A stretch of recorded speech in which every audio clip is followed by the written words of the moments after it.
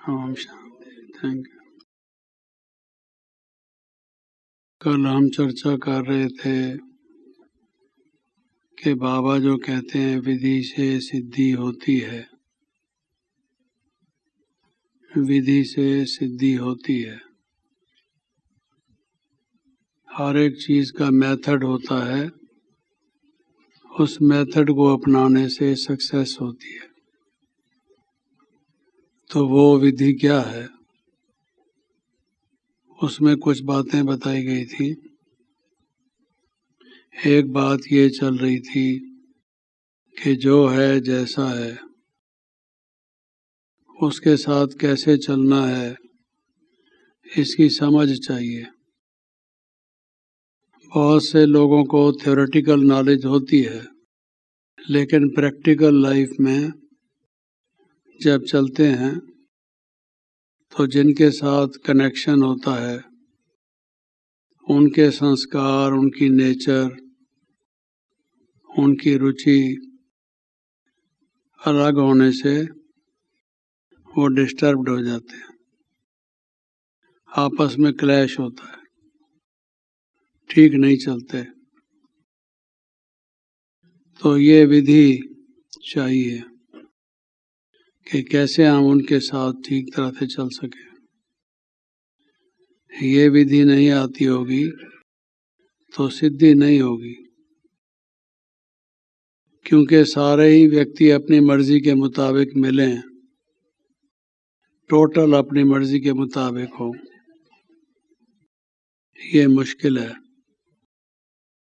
और जो परिस्थितियां हैं, सर्कमस्टांसेस हैं, वो भी जैसे हम चाहते हैं वैसे हों, ये भी कोई हमारे अधिकार की बात नहीं है। ज़रूरी नहीं है कि ऐसा हो। कुछ बातें जो ड्रामा अनुसार हमें उपलब्ध हैं, उन्हीं को लेकर हमें चलना होगा। घर में कोई रहते हैं, उनके बच्चों के संस्कार कुछ अलग हैं, घर वालों के संस्कार कुछ अलग हैं।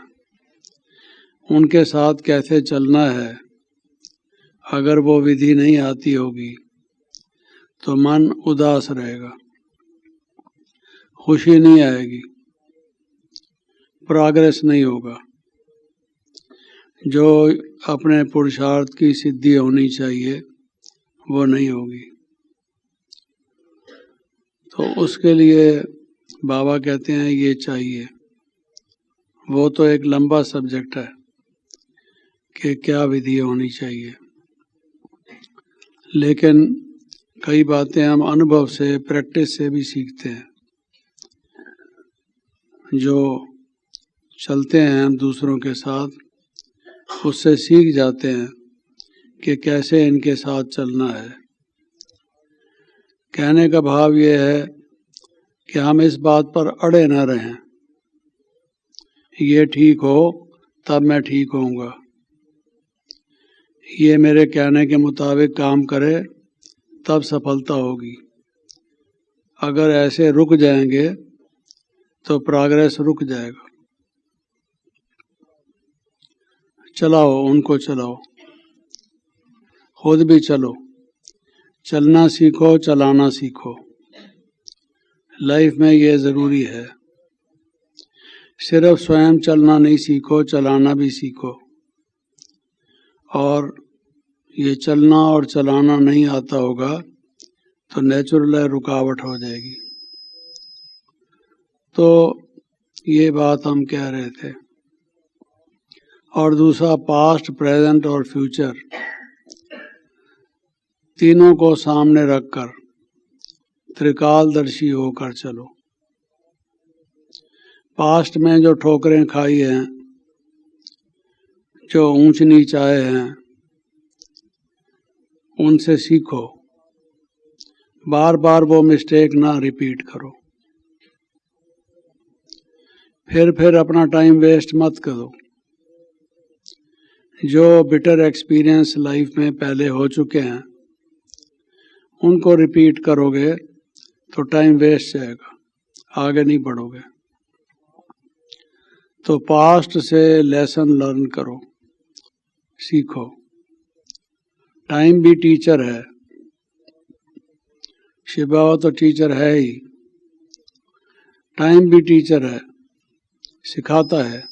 टाइम भी हमें बहुत सारी बातें सिखाता है।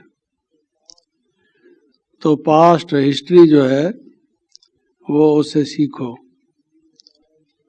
किसी ने कहा है कि all I learn from history is that man does not learn from history. सारी हिस्ट्री पढ़ने से मैं यही समझा हूँ कि मनुष्य हिस्ट्री से फायदा नहीं उठाता। पढ़ते पढ़ाते हैं स्कूलों कॉलेजों में, फायदा नहीं उठाते उसका। It is full of lessons, लेकिन लाभ नहीं लेते। दूसरों की जीवन कहानी हम सुनते हैं, किस लिए? कि इन्होंने ये सफलता कैसे प्राप्त की, ये आगे कैसे बढ़े, इसलिए सुनते हैं। उससे सीखो और वर्तमान में अच्छी तरह से पुरुषार्थ करो। समय को देखकर, परिस्थिति को देखकर, किस देश में हो, वहाँ के क्या नियम हैं, रिवाज क्या हैं, लोग कैसे हैं, कहाँ रहते हो, घर वाले कैसे हैं, परिस्थिति कैसी है, इसकी भी परख चाहिए। समझ कर चलना पड़ता है, वरना मुश्किल में पड़ जाएंगे।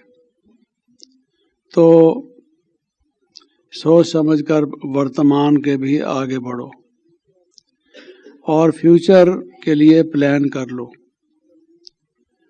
फ्यूचर में क्या कठिनाइयाँ आ सकती हैं, उसके लिए भी प्लान कर लो। और क्या हमको करके गोल अचीव करना है, मंजिल क्या है, पहुंचना कहाँ है, कितनी दूर जाना है, उसके लिए क्या क्या क्या चीज़ ज़रूरी है, क्या ले जाना है, ये समझ लो। Plan for the future, work in the present, learn from the past. तो परमात्मा त्रिकालदर्शी है, सिर्फ ये कहने से नहीं होगा, बल्कि तीनों कालों को समझो। त्रिकालदर्शी बाप के त्रिकालदर्शी बच्चे बन के अभी जो आप चलो, त्रिनेत्री होके चलो, ये समझकर, तब सफलता होगी।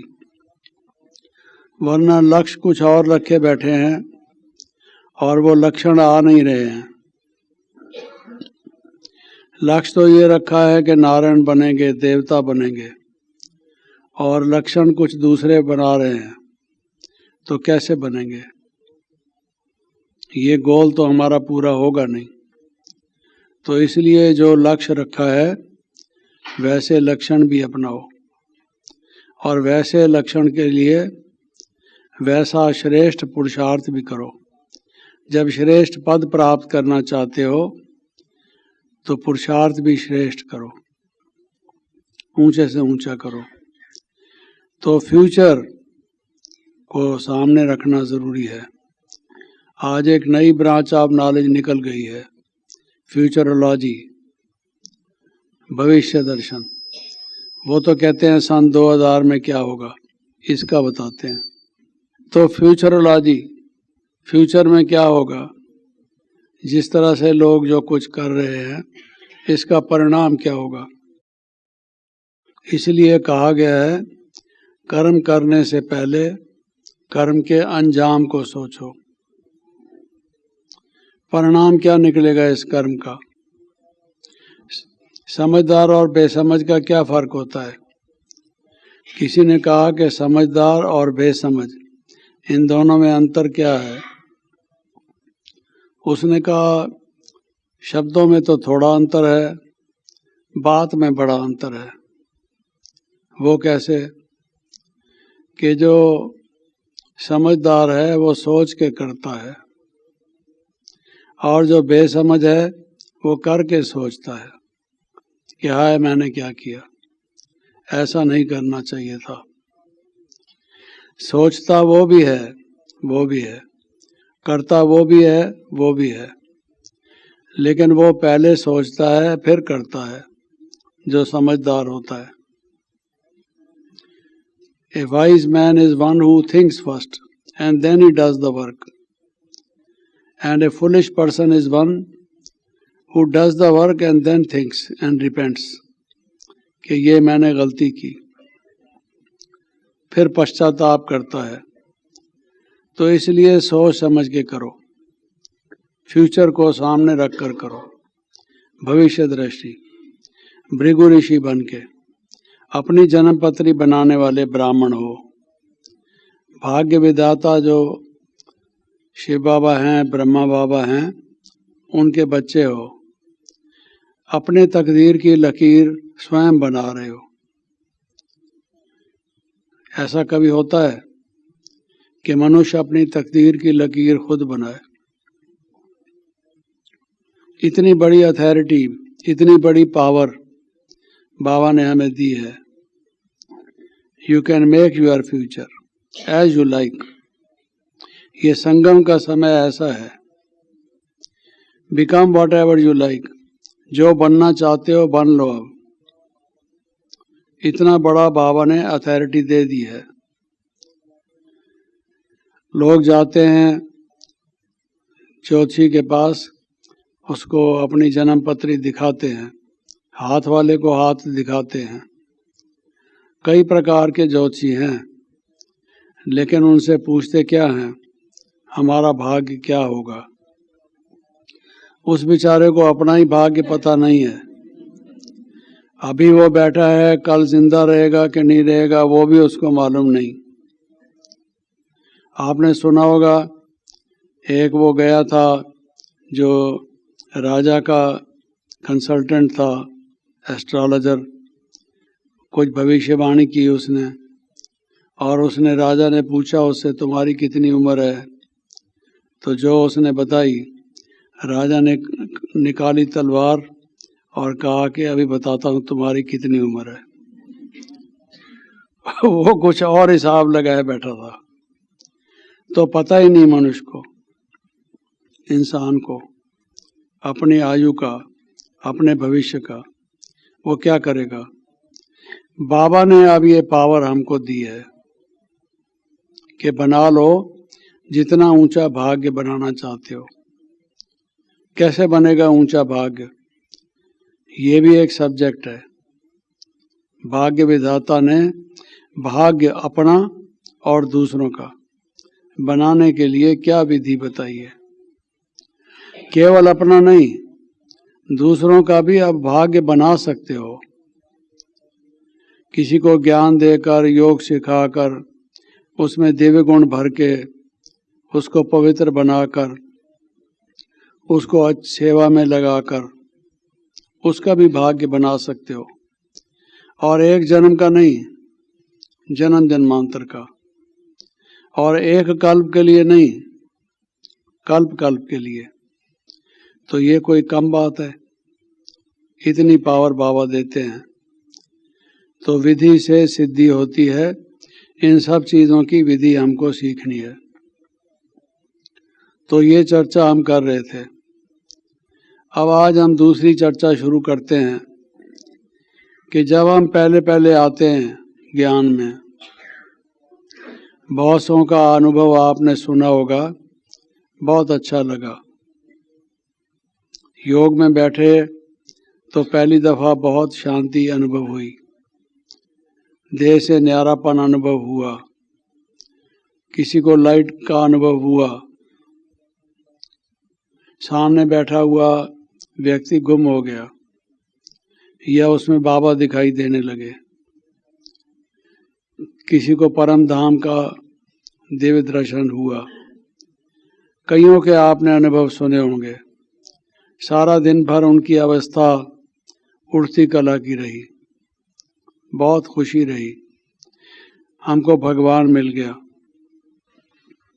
अब हम देवी देवता बन जाएंगे, सतयुग आने वाला है, अब ये दुख के दिन दूर हुए।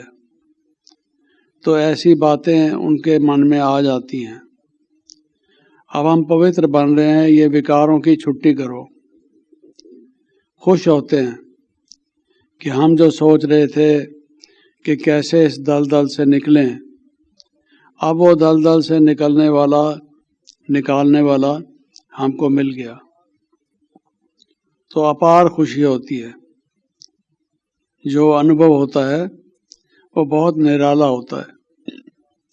भागते भागते रोज क्लास में आएंगे, कोई प्रोग्राम मिस नहीं करेंगे, कोई मुरली मिस नहीं करेंगे,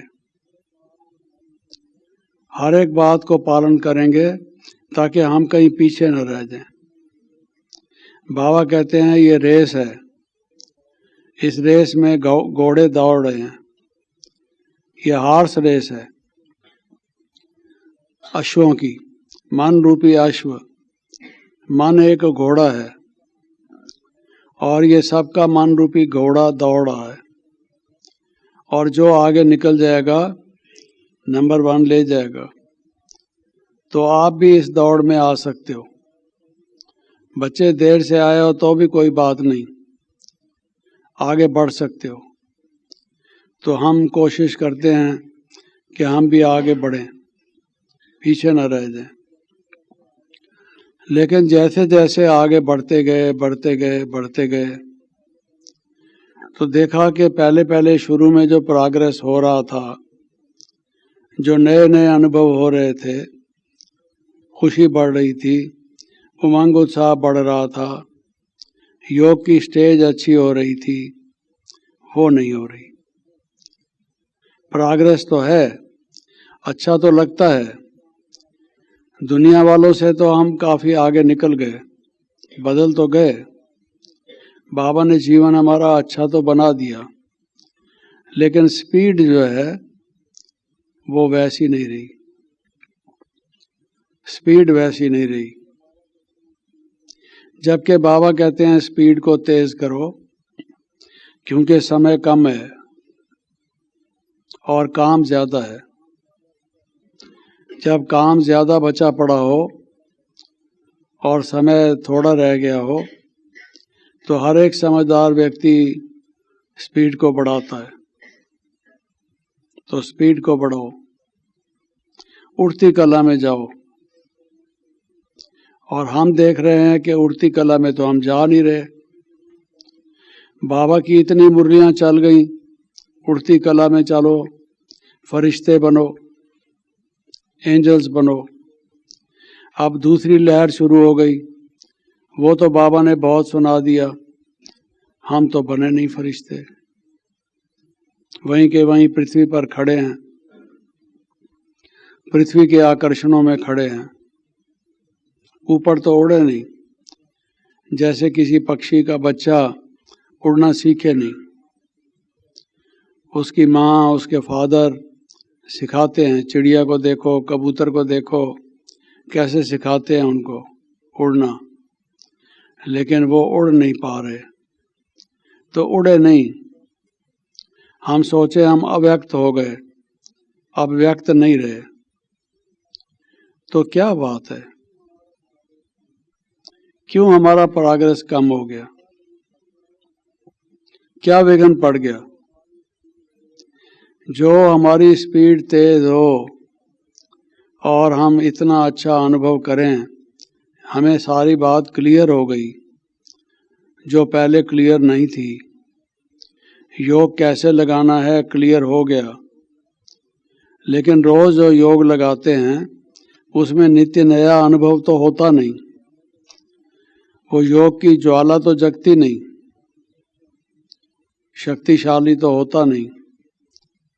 योग के बाद उठे हैं तो कुछ ऐसा लगे कि विक्रम दग्ध हो गए, हम पवित्र बन रहे हैं, बहुत खुशी अपार हो जाए। कोई खास ज़्यादा तो ऐसा महसूस हुआ नहीं। हाँ, अच्छा था, शांति थी, ना बैठने से तो अच्छा ही था, परंतु अच्छे से अच्छा होना चाहिए, वो नहीं हुआ। क्यों?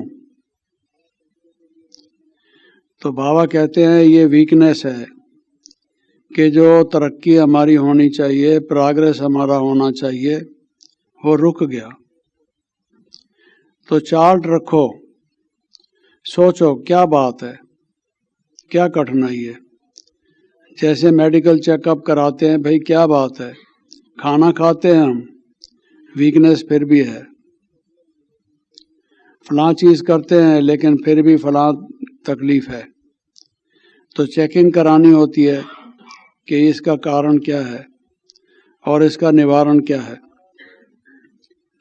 तो हमारा जो स्पीडी प्रोग्रेस होना चाहिए, तेज प्रोग्रेस, उन्नति, वो क्यों नहीं है, उसका क्या कारण है, वो उसकी आज चर्चा करते हैं।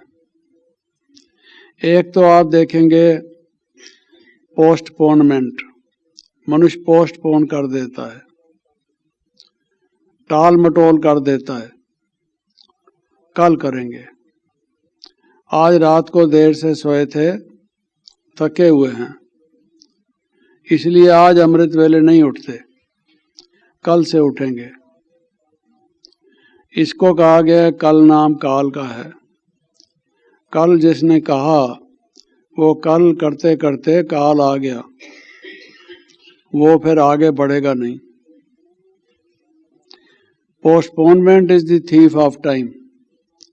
जो अपने बात अच्छी काम को पोस्टपोन करता रहता है, बहुत नुकसान अपना करता रहता है, उसकी आदत पड़ जाती है। ये आलस्य है, आलस्य कम विकार नहीं है, ये और विकारों को भी जाने नहीं देता है, रोक लेता है। तो ये मत सोचो कि विकार काम क्रोध लोभ मोह और अहंकार हैं, आलस भी उनका मुखिया है, सरदार है उनका। तो इसलिए ये आलस का रूप है, पोस्टपोन करना। जो सच्चा पुरुषार्थी होगा, तीव्र पुरुषार्थी होगा, वो कहेगा अभी नहीं तो कभी नहीं, नाउ और नेवर।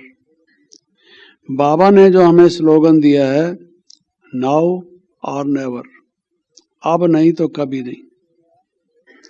अगर आज नहीं किया तो देख लो, कल फिर पोस्टपोन करोगे, परसों फिर पोस्टपोन करोगे, ये बुरी आदत पड़ जाएगी।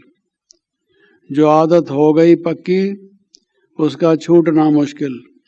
धागों का बना रस्सा, उसका टूटना मुश्किल। फिर वो आदत छूटेगी नहीं, पक्की हो जाएगी। यही तो आदत पहले पड़ी हुई थी, और कई आदतें खराब पड़ी हुई हैं जिनको ठीक करना है। तो जो पोस्टपोन करते हैं वो नतीजा खराब होता है। आज अगर आपने मिस किया, कल्पांतर मिस करोगे। ये रिकरिंग ड्रामा है, रिपीट होता है, बार बार ये रिपीट होता है। आपने आज मिस किया तो आज ही मिस नहीं किया, you have missed it for ever, for Kalpa after Kalpa, cycle after cycle. कल्प मिस करोगे, कितना लॉस है। अगर उसको इस दृष्टि से देखोगे कि आज की पोस्टपोनमेंट केवल आज पर इफेक्ट नहीं करेगी, ये परमानेंट हमारे फ्यूचर को, हमारे भाग्य को खराब करेगी, तो फिर आप समझोगे ये बहुत बड़ी भूल है।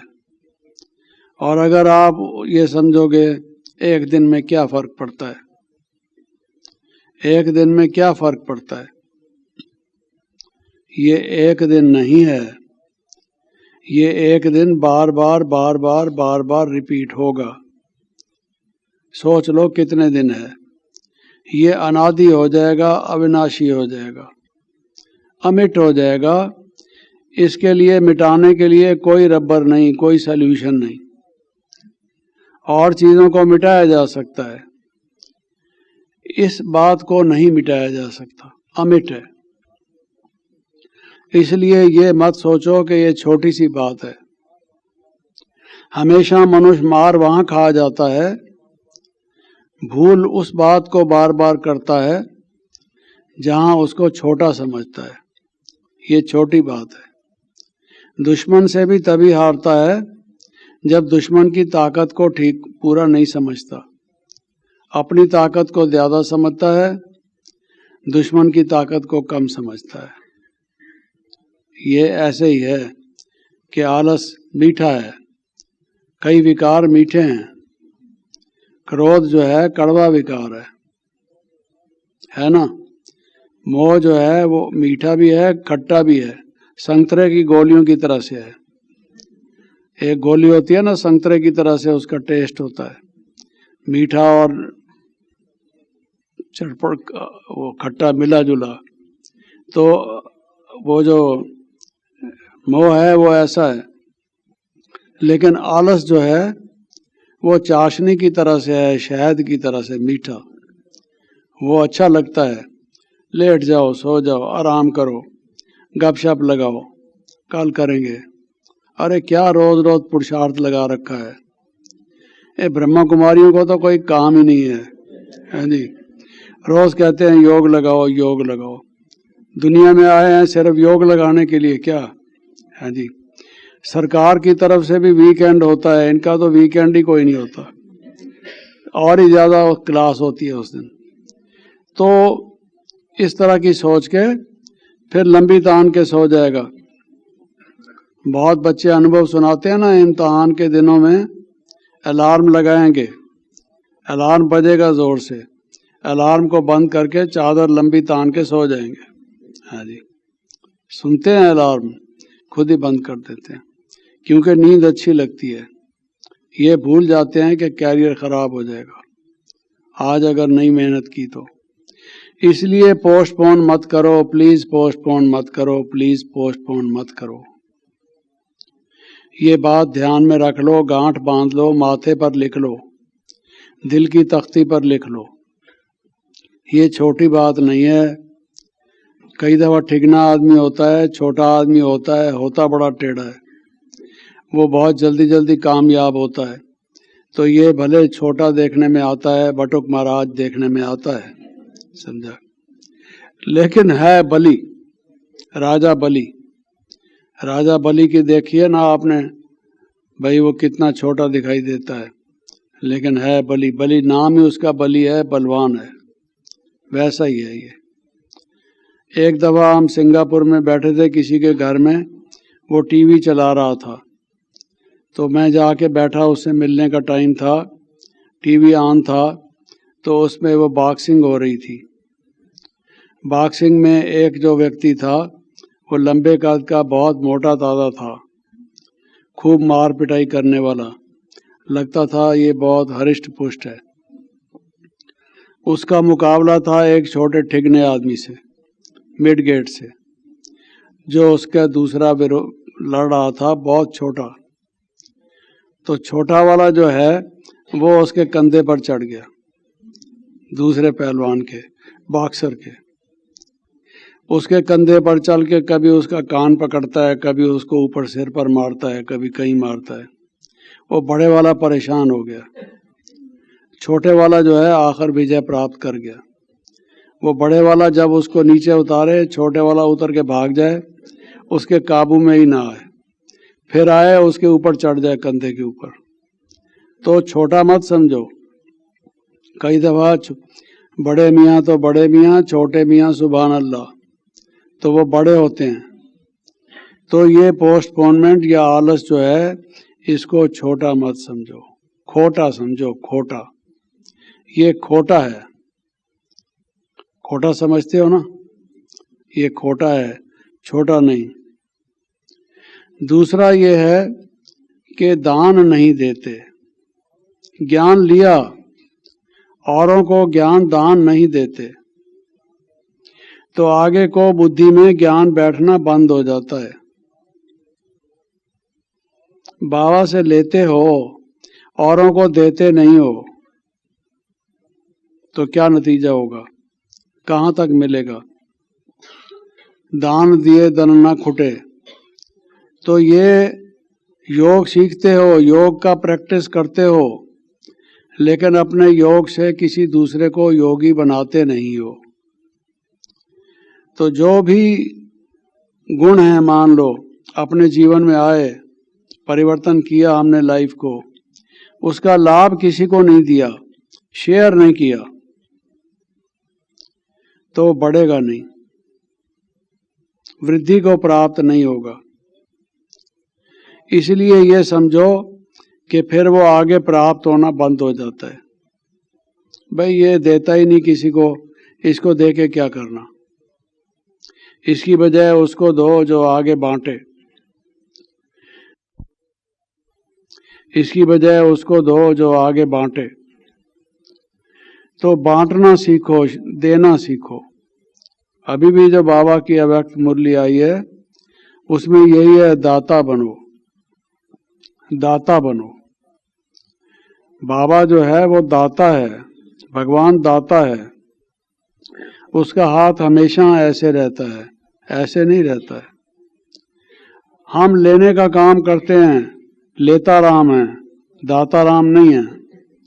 तो लेते हैं, देते नहीं है जी। तो ये विघ्न पड़ जाता है, इससे उन्नति नहीं होगी। दो तो वृद्धि होगी, बरकत होगी, देने वाले को बरकत होती है। अब मालूम नहीं बरकत को आप इंग्लिश में क्या कहते हो, वो क्या ट्रांसफर कर रहे हैं बहन जी, मालूम नहीं है इंग्लिश में क्या वो ट्रांसलेशन कर रहे हैं। बरकत भाव ये है कि अगर दोगे तो कम नहीं पड़ेगा, बढ़ेगा, आपके एफ्लुएंस होगी। तो ये हमेशा सीखो। कोई मिलता है किसी को ज्ञान तो दो, फिर वो मिलता है कि नहीं मिलता है।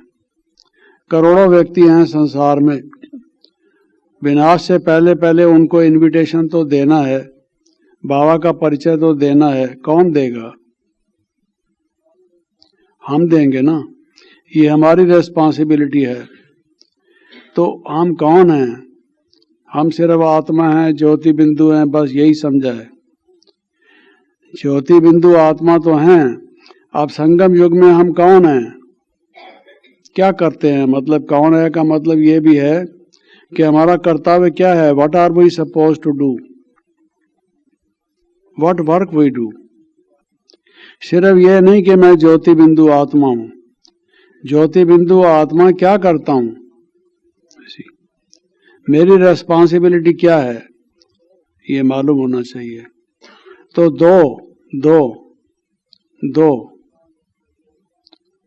ये हमेशा ख्याल रखो। दो, एक बात ये पोस्टपोन मत करो, दूसरा ये दो। इसलिए पहले इस इंस्टीट्यूशन का नाम था यज्ञ, राजसूय अश्वमेध अविनाशी ज्ञान यज्ञ। ये यूनिवर्सिटी तो बाद में नाम पड़ा। यज्ञ मतलब ये होता है कि जहां आहुतियां डाली जाती हैं, दिया जाता है, त्याग किया जाता है देने के लिए। इदम अग्नाय इदम नमम, डालेंगे आहुति अग्नि में और बोलेंगे इदम अग्नाय इदम नमम। ये मेरे लिए नहीं, ये सारे संसार के लिए है, अग्नि के लिए है।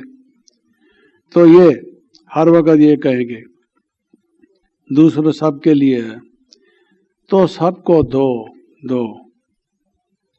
देने की वृत्ति को धारण करो, दाता बनो, तब आगे बढ़ोगे, बुद्धि का ताला खुलेगा, पुरुषार्थ होगा, खुशी आएगी, योग लगेगा, प्रोग्रेस होगा, निश्चित रूप से होगा, कुछ दोगे तो।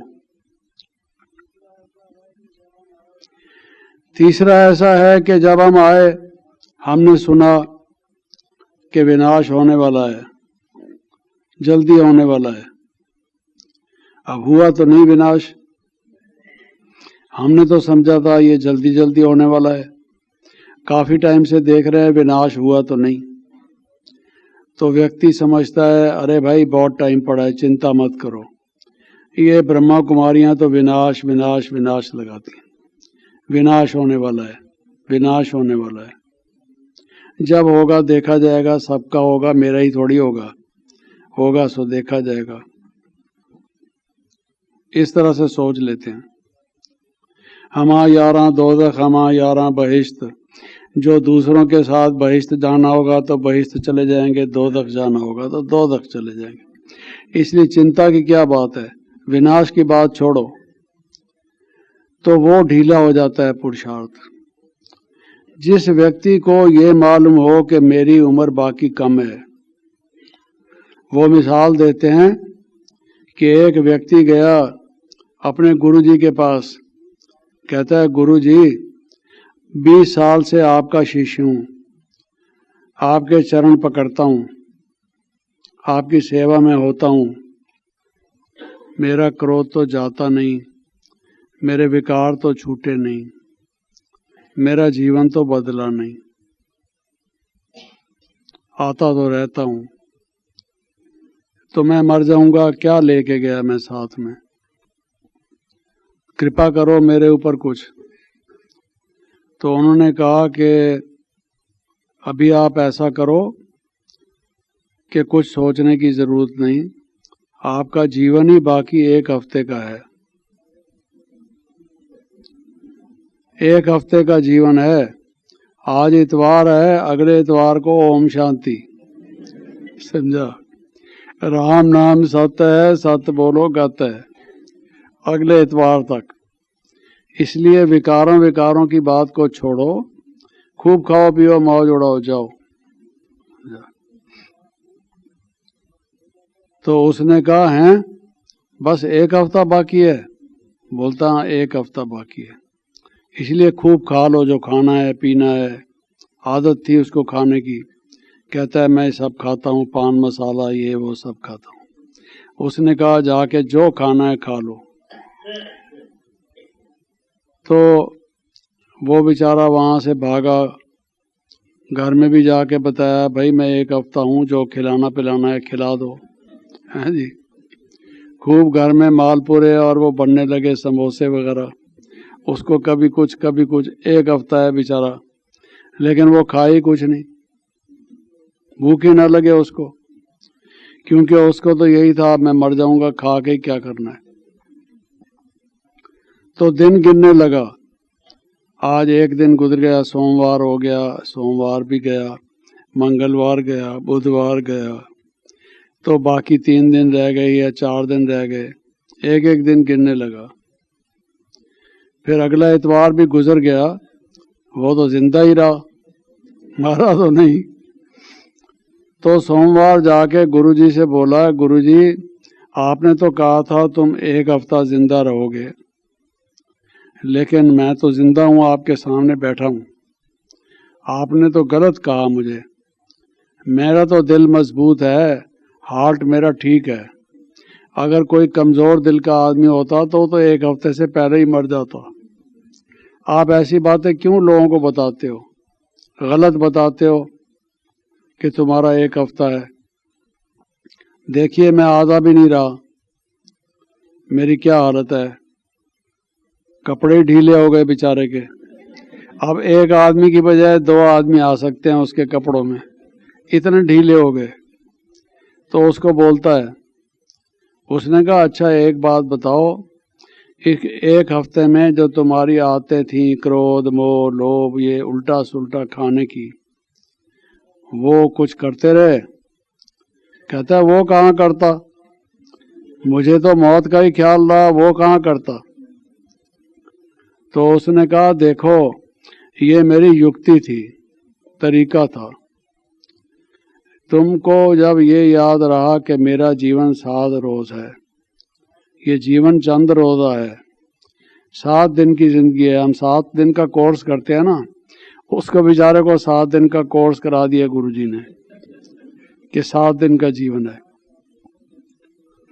तो उसने कहा कि अब देखो जब तुम्हें वो याद रहा तो कोई उल्टा काम नहीं हुआ ना, तो अगर तुम ये याद रखोगे कि पता नहीं कौन सा समय मेरा जीवन समाप्त हो जाए, कोई भरोसा नहीं है, फिर ये पाप कर्म तुम्हारे से होंगे नहीं, तुम्हारे छूटते नहीं हैं, क्योंकि तुम समझते हो तुम अमर हो जाओगे इसी शरीर में, कर लूं जितना करना है।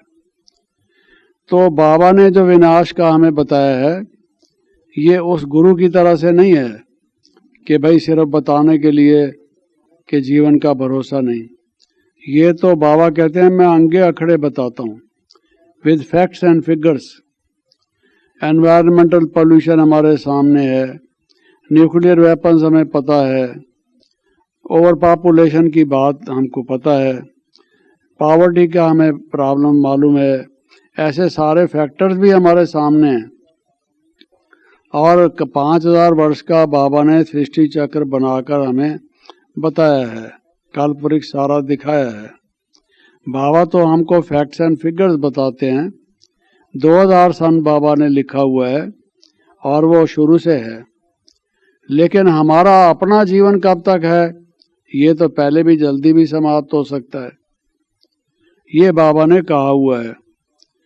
लेकिन चलते चलते जब मनुष्य इस बात को भूल जाता है कि विनाश होने का है, टाइम बहुत कम है, काम बहुत बाकी बचा हुआ है, तो फिर उसकी स्पीड कम हो जाती है।